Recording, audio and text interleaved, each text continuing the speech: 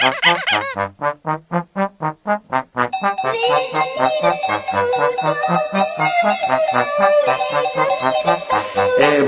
je sais pas quoi parler. Aujourd'hui, il était par le dernier, il fait revenir mon ami Alain Defoe, l'historien du vrai et des petits riens qui font un grand tout, parce qu'il a des choses à te dire sur une rencontre assez exceptionnelle et assez étrange entre Cervantes et Shakespeare. Et sans doute, nous allons apprendre, toi et moi, des tas de choses passionnantes, comme d'habitude avec Alain Defoe. Voilà.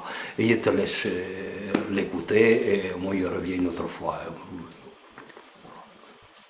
À bientôt.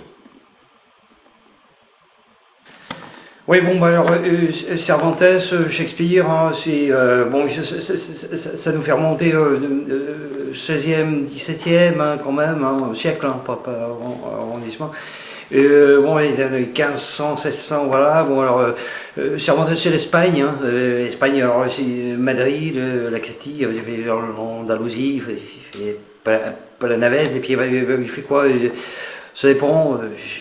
Voilà, il écrit, hein, et puis de temps en temps il fait rien, il regarde le ciel, il discute, il mange, il dort, comme tout le monde, quoi, hein, c'est ça l'histoire aussi, hein, tout le monde, et puis à un moment il se passe un truc, alors pour Cervantes c'est Don Quichotte, hein, il trouve, pourquoi, comment, on sait pas pourquoi, mais en fait Don Quichotte qui arrive, alors donc, héros mythique, hein, Don Quichotte, hein, et Moulin, l'armée de Mandrin, tout ça, Dulcinée, hein, et puis alors un peu maboule, hein, très épris de romans, de chevalerie, tout ça, et bon, il cherche des... Et puis alors ça c'est Cervantes, et puis à un moment, bon, Cervantes il a un problème, il file en Italie, puis bon, il revient, puis il devient intendant de l'invincible Armada, qui a quand même été envoyé par le fond par les Anglais, hein, alors intendant, qu'est-ce qu'il fait, il prend des moments, il compte les biscuits, on ne sait pas trop, hein, cette époque-là, cette période, d'autres fois il fait rien, puis alors de l'autre côté, en Angleterre, hein, il y a Shakespeare.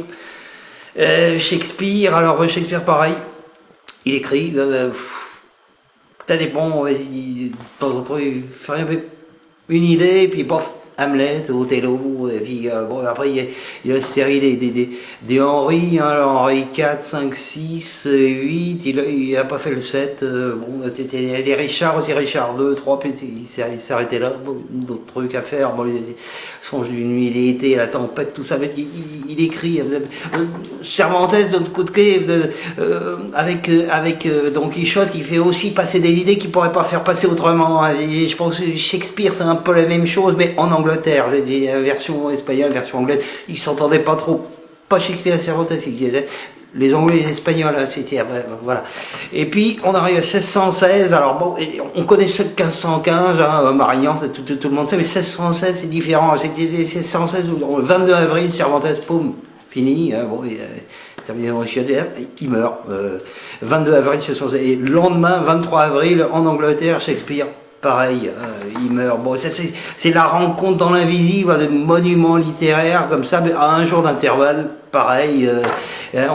On a imaginé que ça pouvait être le même Cervantes et Shakespeare, mais non, parce que d'ailleurs on a les photos, Cervantes, Shakespeare, il y a peut-être quelque chose dans le regard, mais non, hein, c'est pas le même. Voilà, l'histoire c'est ça. Hein, pendant un moment il se passe rien, et puis tout d'un coup un truc. Ouais. Bon, la prochaine fois je parler d'autres choses, mais je sais pas quoi encore, mais c'est vaste, hein, c'est l'histoire, quoi.